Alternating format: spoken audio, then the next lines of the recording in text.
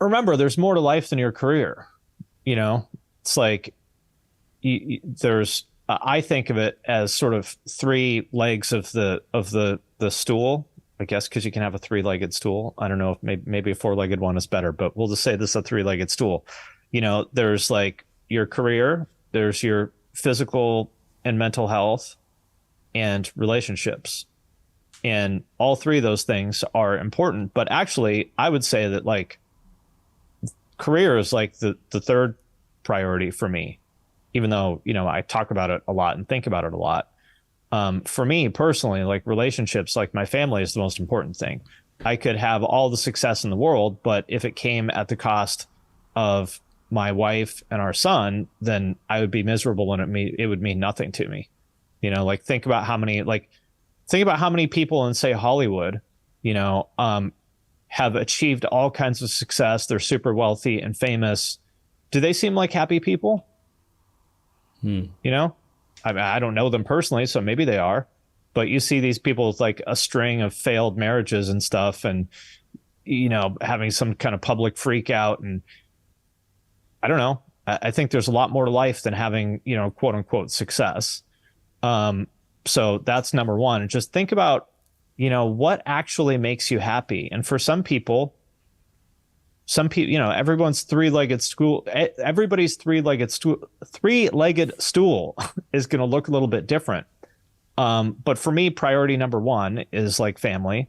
Priority number two is my health, because again, if like you don't have your health, then nothing else means anything. And number three is career. So that's how I think of it. And I think a lot of people, especially like, this is going to be another statement that people aren't going to like, but at least I'm assuming your audience is a lot of like young, creative men. And I know how these people think very, very well. I understand their minds better than they understand them themselves. I think that statement in themselves, they're not going to like it, but trust me, I understand this. They don't like being told what to do. They don't like being labeled. They want to think that, you know, they're all so unique and amazing and individual and nobody else is like me and you don't understand my life and blah, blah, blah. Well, let me ask you this. So there's a concept called dharma in, I guess I know it from Hinduism. It might be from somewhere else. I don't know.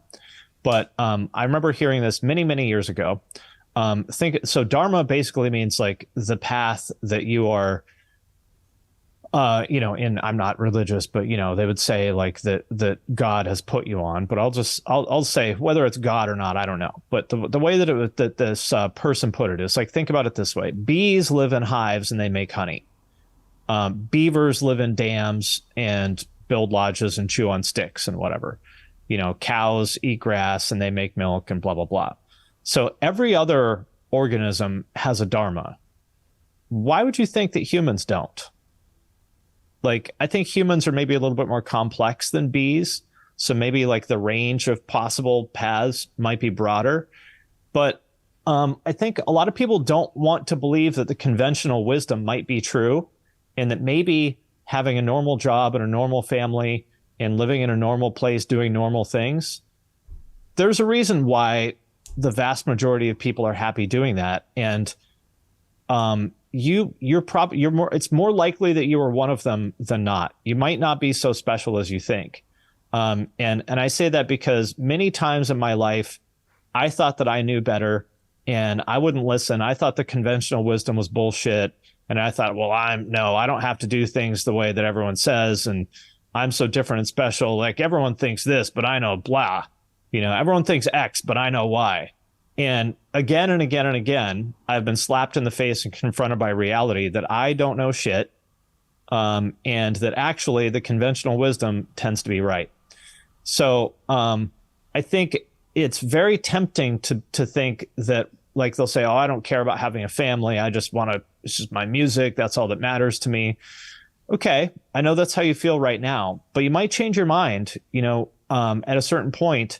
And the thing that's scary is that there are what, you know, you could call like one-way decisions, meaning that you've committed to something that has closed off other potential outcomes for you. So, you know, you're 40 years old and you spent, you know, your entire adult life committed to music. And then you realize that actually maybe this isn't what you want. It doesn't make you happy.